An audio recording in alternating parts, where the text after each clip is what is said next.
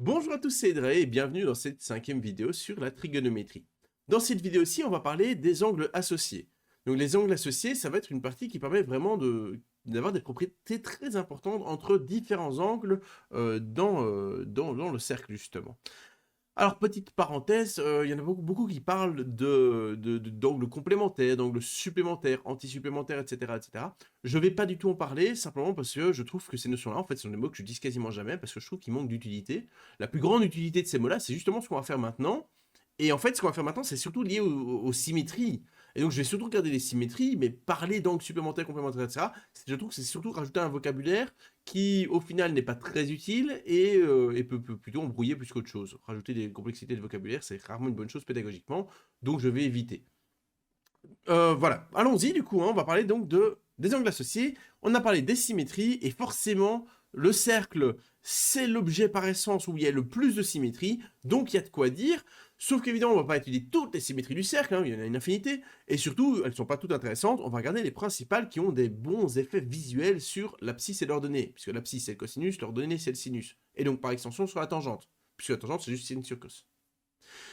Je précise dans cette vidéo-ci, je vais avoir tendance à dire que des angles sont les mêmes, les mêmes angles, ça inclut, par exemple, un angle de 30 degrés et de 390 degrés, c'est techniquement le même. C'est pas le même, parce que c'est pas la même valeur, mais c'est le même dans le sens où j'arrive au même endroit dans le cercle, il y a juste un tour en plus. Donc dans cette vidéo, je vais dire même degré, mêmes angles, pour dire avec un tour en plus, en gros, on arrive au même endroit dans le cercle, et je vais parler d'angles différents si on arrive vraiment à des endroits différents dans le cercle. Alors que techniquement, 30 et 390, ils sont bien différents, mais voilà. Bref, voilà pour les parenthèses de début de vidéo, on peut y aller. Alors, parlons des angles associés. On va commencer par prendre dans ce cercle un angle du premier cadran. Je vais par exemple prendre l'angle de 30 degrés. Et je vais regarder la symétrie. Donc il y a plusieurs symétries qu'on va analyser dans cette vidéo, hein, mais je vais regarder d'abord en premier la symétrie d'axe Y. Hein, symétrie axiale, symétrie orthogonale, vous l'appelez un peu comme vous voulez. Symétrie d'axe Y. Et là, j'obtiens donc un angle de l'autre côté, comme ceci. Quelle est l'amplitude de cet angle-là? Je vous laisse réfléchir. C'est 150 degrés. Alors pourquoi 150 degrés? Parce que ici on a 30 degrés du côté droit. Par symétrie, on retrouve les 30 degrés ici. Et donc en fait, c'est un angle auquel il manque 30 degrés pour arriver à 180. Donc en fait, je vais surtout l'écrire 180 moins 30. Histoire de dire, il manque 30 pour arriver à 180. Et ces deux angles, 30 et 181 moins 30, eh bien, comme ils sont symétriques d'axe Y, eh bien, il y a des liens entre les sinus, entre les cosinus. On va commencer d'abord par le sinus. Que pouvez-vous dire? Quel lien y a-t-il entre le sinus de 30 degrés et le sinus de 180 moins 30 degrés? Je vous laisse réfléchir.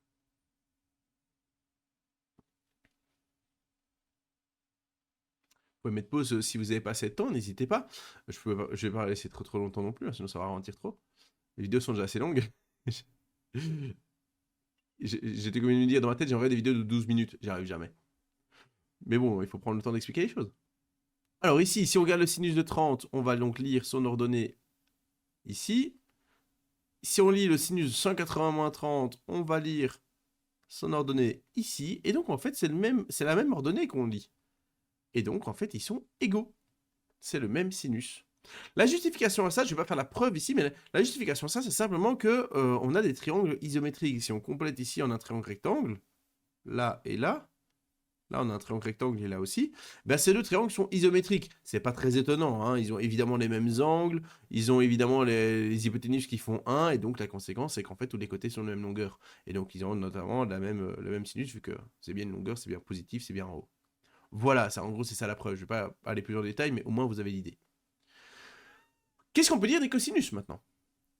À vous, dites-moi ce que vous pouvez dire entre le cosinus de 30 et le cosinus de 180 moins 30.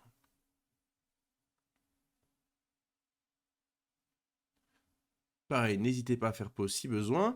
Ils sont opposés l'un de l'autre. Ça veut dire que ici, quand on regarde ce point-ci, qu'on va lire son abscisse, on arrive ici à une valeur positive. Alors que l'autre, quand on va lire son abscisse, on arrive à une valeur négative. Et donc, ils sont opposés, de la même manière que 5 et moins 5 sont opposés. Hein. Ça, vous savez que 5 et moins 5 sont des nombres opposés. Mais pour écrire une égalité entre les deux, bah, il suffit de mettre un égal avec un moins devant. Alors que je mette le moins devant le moins 5, ou que je mette le moins devant le 5, c'est pareil. Tant qu'il y a un moins devant un des deux, et alors je peux mettre un signe égal. Donc ici, par exemple, je pourrais mettre moins que 30, c'est égal à cosinus sur 80 moins 30, ça marche, ou dans l'autre sens, c'est pas vraiment important. Troisième, la tangente. Je vais vous dessiner l'axe des tangentes. Comme ça, le temps que j'écris, vous pouvez réfléchir. Voilà.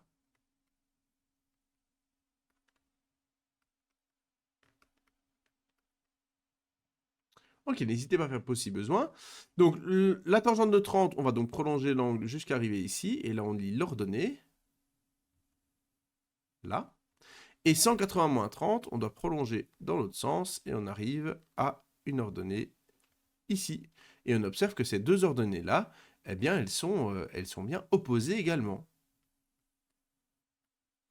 Voilà. Et ça, c'est la première chose.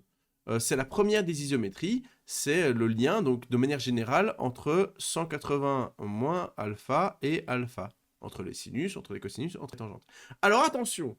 Je suis occupé je vais faire un truc pour discuter, là. J'ai pris un exemple, 30 degrés, et je vous ai convaincu que ça marchait. C'est pas pour ça que ça marche pour tous les angles. Ça pourrait peut-être pas marcher pour... D'ailleurs, là, j'ai pris un angle vraiment du premier cadran, un angle entre 0 et 90. Je veux dire, je peux le retirer et visuellement, c'est clair.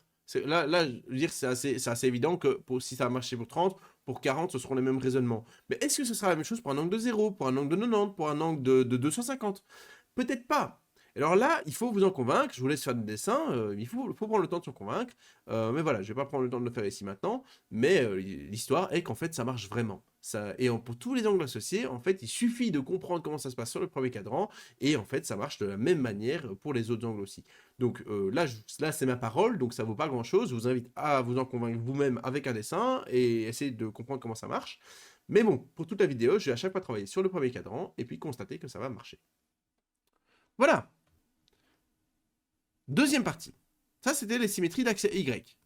On pourrait aussi maintenant prendre la symétrie d'axe X. Alors, je vais changer de couleur, je vais passer en orange. Et donc, on va parler maintenant de la symétrie d'axe X. On va de nouveau partir de 30 degrés, et donc la première question est, par symétrie d'axe X, j'arrive à quelle amplitude d'angle? N'hésitez pas à faire pause si besoin. On peut arriver soit à moins 30 degrés, soit, compter dans l'autre sens, 360 moins 30 degrés. Alors 360 moins 30 et moins 30 degrés, comme j'ai dit dans cette vidéo-ci, je vais considérer que c'est la même chose, hein, dans le sens où on arrive au même endroit sur le cercle. Et donc, je vais juste parler de moins 30. Mais en fait, vous pourriez rajouter 360, ça ne change rien du tout. Allons-y, on va donc comparer de nouveau les sinus, les cosinus, les tangentes. Commençons par le sinus, à vous.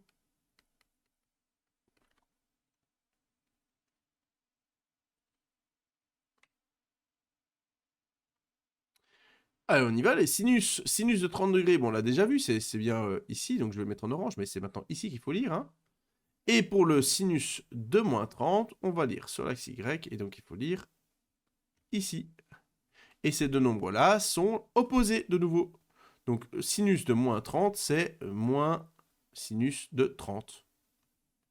Allons-y pour les cosinus. Que pouvez-vous dire entre cosinus de moins 30 et cosinus de 30? Oh, non, c'est pas. On n'a rien vu, hein. C'est bon, vous n'avez pas vu, hein.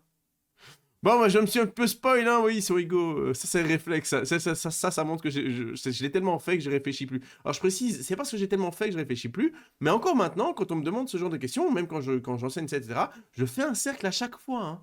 Il y en a qui essaient de retenir quand il y a des moins qui apparaissent et quand il n'y a pas de moins qui apparaissent, ou pire, qui essayent de trouver ou d'inventer des règles en mode, ouais, j'ai vu que quand il y a un cosinus, machin qui est négatif, alors j'arrive même pas à moi inventer ce genre de règles, mais ils essaient de prendre. Genre, j'ai observé que sur certains cas, ça marche comme ça marchera bien de la même manière pour les autres cas. C'est pas un raisonnement, ça. Ça, c'est taper au hasard. Et taper au hasard, ça marche pas en maths. Il faut vraiment faire son cercle. Vous savez lire sinus, cosinus, tangente. Si vous savez pas lire, vous allez voir la vidéo numéro 3. Et vous lisez votre sinus, cosinus, tangente. Il n'y a rien de plus compliqué que ça. Mais il faut lire. Il faut pas essayer de deviner la réponse. Ça ne marche pas. C'est un truc qui me frustre, ça se sent, je pense. Ça me frustre parce que c'est une partie où il y a beaucoup d'erreurs, parce que c'est une partie où la transposition, donc le fait de dire bah, ça marchait bien comme ça dans un exercice, ça marchera bien comme ça dans le nouvel exercice, ne fonctionne vraiment pas ici. Pourquoi? Parce que d'un cas à l'autre, c'est pas la même chose que je regarde, et donc ça se passe pas de la même manière. Et il y a beaucoup d'élèves qui galèrent avec ça parce qu'ils continuent à faire de la transposition. En gros, ils remplacent la compréhension par la transposition. Et donc, non seulement ils se rendent la vie super difficile pour le chapitre, et ensuite, ils rendent complètement inutile le cours de maths. Parce que des sinus et des cosinus, dans votre vie, vous en ferez probablement assez peu. Par contre, le raisonnement, ça, vous en ferez beaucoup. Et donc, profitez de cette occasion pour travailler votre raisonnement, certainement pas votre transposition. Ça, vous en ferez bien assez. Vous installez une nouvelle application sur votre téléphone, vous testez pour savoir comment ça marche. Et puis quand vous avez vu que ça marchait bien sur une application, vous allez tester s'il fonctionnait similaire sur l'autre application. C'est de la transposition. Bref, fin de la parenthèse. Allons-y. Donc l'angle de 30 degrés, on lit son cosinus ici sur l'axe X. L'angle de moins 30, on lit son cosinus ici sur l'axe X. J'obtiens le même. Et donc ils sont égaux. C'était le lapsus. Allez, pour les tangentes, à vous. Tangente 30 et tangente moins 30. Comment est-ce que c'est lié? N'hésitez pas à faire pause. Alors, tangente 30, eh bien, je vais lire la tangente 30 ici, et la tangente de moins 30, je prolonge pour lire la tangente ici. Et donc, ce sont des nombres opposés. Voilà. Voilà pour la symétrie d'axe X. Ensuite, il nous en reste deux. On va faire la symétrie centrale maintenant. Alors, la symétrie centrale, je vais faire ça en mauve. Et donc, c'est la symétrie de centre 0, 0. Donc, c'est une rotation de 180 degrés autour du centre 0, 0. Et donc, la première question, quelle est l'amplitude que je vais obtenir quand j'aurai pris toujours mon angle de 30 degrés ici, et que j'aurai fait ma symétrie de 180 degrés? J'arrive ici, et cet angle-là, de ici jusque là, c'est l'angle de 180 plus 30. Donc, c'est-à-dire 210. Et donc, on va comparer maintenant les sinus que sinus tangentes de 30 degrés et de 180 plus 30. Allons-y. Je commence sur leur sinus. À vous. Sur la même chose. Ok. Le sinus de 30, on l'a déjà lu plusieurs fois. Il est ici. Le sinus de 210, on vient le lire ici. Et on voit qu'ils sont opposés.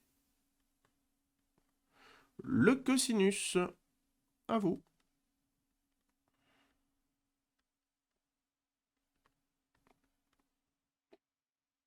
Alors, on lit le cosinus de 30, toujours au même endroit, c'est ici. Et le cosinus de 210, ici, ils sont également opposés. Ensuite, la tangente.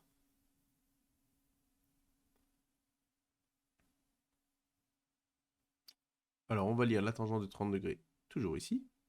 Et la tangente de 210. Alors, 210, techniquement, il est là, sauf que la tangente, il faut prolonger, mais pas par là, donc on va prolonger dans l'autre sens. Mais en fait, si je prolonge dans l'autre sens, je reviens exactement au même endroit. Donc, la tangente de 30 et la tangente de 180 plus 30, ils sont égaux. Égal. Ils sont d'un nombre égaux. Voilà. Alors, il nous en reste un. Mais avant de passer au dernier qui est un peu moins visuel, j'aimerais attirer votre attention sur le fait que, je parlais de l'erreur de transposition il y a quelques instants, très souvent dans les exercices, je vois des élèves qui transforment, par exemple, quand ils ont, je sais pas moi, 120 degrés, ils transforment 120 degrés en 90 plus 30. 90 plus 30, 90 plus 30, ne traduit pas une symétrie gentille dans le cercle. Donc, n'a pas de bons effets bien visuels sur les cosinus et les sinus. Je vous invite à remarquer une chose. Il y a eu 4 cadrans et il y a 4 isométries. Bon, 3 plus 1 en fait. Hein. Il y a la première, la plus 1, c'est pourquoi? C'est parce que si on avait directement un angle du premier cadran, bah, l'isométrie, c'est ne rien faire. On n'a rien fait. Si vous ne faites rien, vous gardez l'angle du premier cadran. Donc si votre angle est dans le premier cadran, vous n'avez pas besoin de faire une symétrie. Vous avez directement la valeur. On va en parler plus tard, mais on connaîtra les valeurs des angles remarquables du premier cadran. Si votre angle est dans le deuxième cadran, alors vous étiez sur la forme 180. Donc là, c'était sur la forme 180 moins l'angle. Si vous étiez dans le troisième cadran, alors vous étiez dans la forme 180 plus l'angle. Si vous étiez dans le quatrième cadran, alors vous étiez dans la forme juste moins l'angle ou 360 moins l'angle. Ces 4 symétries-là, c'est pour les 4 cadrans. Il n'y en a pas d'autres. Et donc, il suffit de visualiser qu'un angle du premier cadran, il peut être soit envoyé dans le deuxième cadran par symétrie d'axe Y, soit dans le troisième cadran par symétrie centrale, soit dans le quatrième cadran par symétrie d'axe X. Et voilà, c'est tout. Si vous avez bien les symétries en tête, vous ne pouvez pas vous planter. Et vous ne pouvez pas me faire apparaître des 90 plus, ou des trucs comme ça, ou des 270 moins, de temps en temps que je vois, qui n'ont pas de lien gentil, je vais dire, avec les isométries, et donc ça amène des erreurs, mais des erreurs assez incompréhensibles, puisqu'il n'y a pas la compréhension derrière. Allons-y du coup pour la dernière des symétries. Alors la dernière elle est un petit peu plus moche, mais pourtant elle est quand même très utile, notamment pour les résolutions d'équations pour plus tard, si vous le faites. Mais voilà, elle est beaucoup moins visuelle. Donc je vais effacer un peu tout ça. Et comme j'ai dit, tout ce que j'ai écrit avec 30, vous pouvez remplacer 30 par n'importe quel angle, hein, donc, notamment par alpha si vous voulez une formule générale. Ok, allons-y pour la dernière symétrie. Alors la dernière symétrie, elle est un peu moins visuelle. Je vais la mettre en bleu foncé, voilà. La symétrie, c'est l'axe y égale à x. Oh, presque. J'aimerais bien qu'elle passe par 0, 0. Non, échec, je vais y arriver. Allez, 3 essais. Ouais, c'est bien ça. Voilà, ça c'est la symétrie d'axe y égale à x. Et donc, on va faire la même chose, de nouveau. Si on a un angle de 30 degrés, un peu plus que ça, 30 degrés. Voilà, c'est pas mal. Si on a un angle de 30 degrés, première question, après symétrie d'axe y égale à x, il arrive où? Je précise qu'y égale à x, c'est vraiment la première bisectrice. Hein, c'est celui qui coupe le premier cadran en deux. Pile à 45 degrés. Alors, il arrive où cet angle de 30 degrés? Il arrive là. Hop, presque. J'aime bien être un minimum précis quand je fais mes angles, histoire qu'on ait visuellement ce qu'il faut voir. Alors, c'est quoi cet angle-ci? Eh bien, pour ça, il va falloir mieux comprendre la symétrie d'axe y égale à x. Et pour ça, je vais mettre ma tête en grand. L'idée, c'est que vous avez votre axe qui est comme ça. Et quand je vais faire une symétrie de cet axe-là, ça va retourner. Donc, littéralement, voilà, j'ai une pochette Super Mario avec moi, excellent. C'était pas du tout prévu. Hein. Je vous présente ma pochette, je sais pas ce qu'elle fout là. Et donc, cette pochette-là, ça, c'est mon axe. Et donc, si vous faites une symétrie selon l'axe là, eh bien, elle va se retourner, hop, comme ça. Et donc, par exemple, si elle est plus comme ça, et que vous faites la symétrie du même axe, ça va faire un tac comme ça. Ça va faire vraiment un flip autour de cet axe Y égale à X. Ça, c'est ce qu'il faut visualiser. C'est pour ça que c'est un peu moins visuel comme symétrie, et pourtant, elle a des effets quand même très importants. Je vais vous montrer ça tout de suite. On a donc ce triangle ici, là, lui, qui va arriver ici. Donc, je ne sais pas si vous visualisez bien, mais je vais mettre en couleur, histoire d'être bien sûr de visualiser. Ce côté bleu, là, bleu turquoise, il arrive là. Il fait un flip autour, vraiment, hop. Ensuite, on a le côté mauve, ici, qui arrive ici. La conséquence, c'est quoi? Bon, d'abord, qu'est-ce que c'est l'angle? On n'a toujours pas dit de l'angle avec tout ça.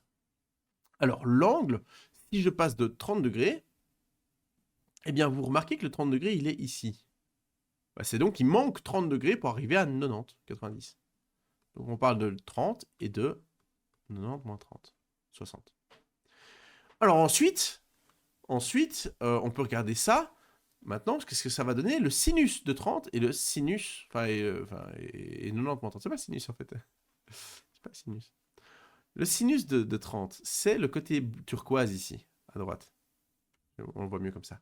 Là, turquoise. Ben, ce turquoise, on l'a montré, il arrive là. Mais ça, le turquoise là, ce n'est plus le sinus. Donc là c'est une longueur verticale. La longueur verticale correspond à l'ordonnée. Donc c'était l'ordonnée de 30, donc le sinus de 30. Ici, quand il est horizontal, il correspond maintenant à l'abscisse. Et donc c'est le cosinus de 60. Donc le sinus de 30, c'est le cosinus de 60. Et le cosinus dans l'autre sens, le cosinus de 30, donc c'est côté mauve, ici à l'horizontale, qui est donc l'abscisse. Quand je fais la symétrie, il arrive verticalement sur l'ordonnée, donc sur la partie verticale de l'ordonnée, le sinus de 60. Et la tangente, c'est pire. La tangente, c'est très bizarre. Je peux vous montrer visuellement, parce que ce que je veux vous montrer visuellement, là, c'est qu'on ne voit rien. Je vais vous montrer que visuellement, c'est nul. Le sinus de 30, le tangente de 30, voilà.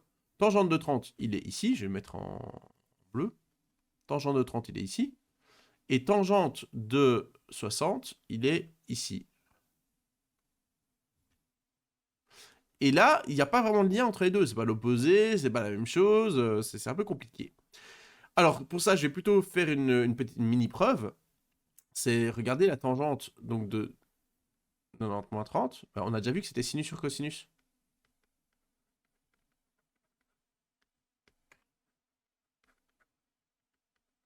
Et on vient de dire il y a 2 secondes que sinus de 90 moins 30, c'est le cosinus de 30.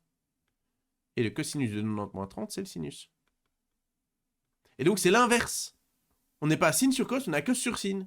On est à 1 sur... Oula. 1 sur sin sur cos. On est à l'inverse de sin sur cos. Si cette dernière égalité, vous ne l'aimez pas, vous regardez l'égalité de droite à gauche. Pour aller de droite à gauche, divisé par une fraction, c'est multiplié par l'inverse, ça fait 1 fois cos sur sin. Et donc là, on est à 1 sur tangente. Donc voilà, le lien entre tangente de 90 moins 30 et tangente 30, c'est que c'est l'inverse. Voilà, c'est pas très visuel. Mais donc là, je trouve que le calcul parle beaucoup plus. Alors, voilà, cette dernière propriété, elle est quand même vachement importante. Pourquoi? Parce qu'elle vous montre qu'en fait, un sinus et un cosinus, c'est pas vraiment très différent.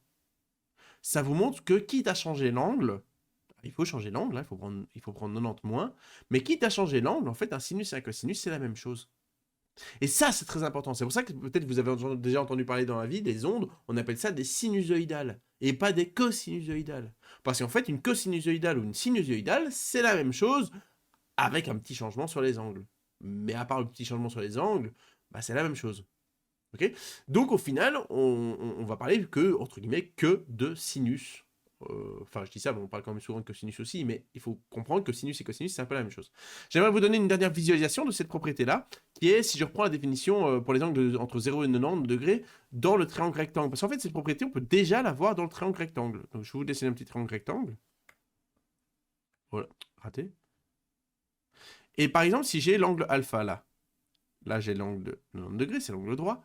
Et donc là, vous avez l'angle, rappelez-vous que alpha plus cet angle-ci plus 90, ça fait 180. Ça veut dire que 90 plus... C'est que alpha plus cet angle-là fait 90. Ça veut dire que cet angle-là, j'arriverai, cet angle-là fait 90 moins alpha. Et donc on se retrouve dans le cas 90 moins alpha. Ici, là, mon point d'interrogation, en fait, c'est 90 moins alpha. De manière très simple, vous pouvez visualiser ça en disant que si alpha était 30, bah vous avez 30 et 60. Donc la somme fait bien 90. 90 plus 90, 180. Et vous pouvez déjà observer, parce que si vous écrivez sinus de alpha,